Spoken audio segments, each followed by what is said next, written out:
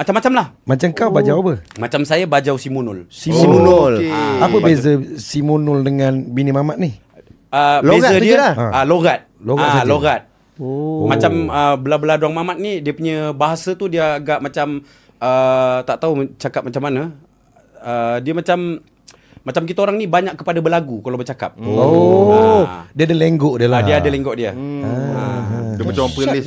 Tapi tanya sikit, surat beranak kau bangsa apa?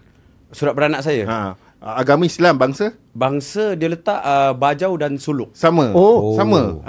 Diorang punya surat beranak, kita kan agama Islam, lepas tu Melayu kan. Kau muka macam mana pun tetap Melayu, tak ada tulis Jawa ke ni mungkin.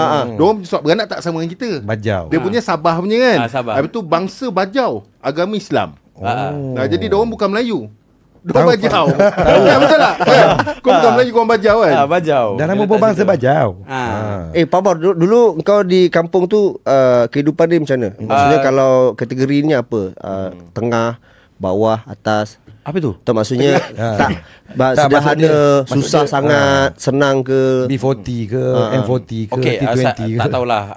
Saya boleh kategorikan orang yang tak berkemampuan lah. Miskin tegar lah. Miskin tegar. Best nak dengar cerita ni Pak Bor. Setega mana? Contoh, satu hari berapa kali makan, sumber makanan daripada Makan mana? apa? Okey. Rumahnya macam mana? Okey, rumah kita orang dulu tu Pak Bor. Rumah kita orang dulu dia tepi toilet. Sebab aku tengok biasa kat Sabah Sarawak ni diorang rumah atas air ni. Kau rumah atas air ke? Rumah atas air. Okey. Kalau air tu pasang, rumah kita orang kena air.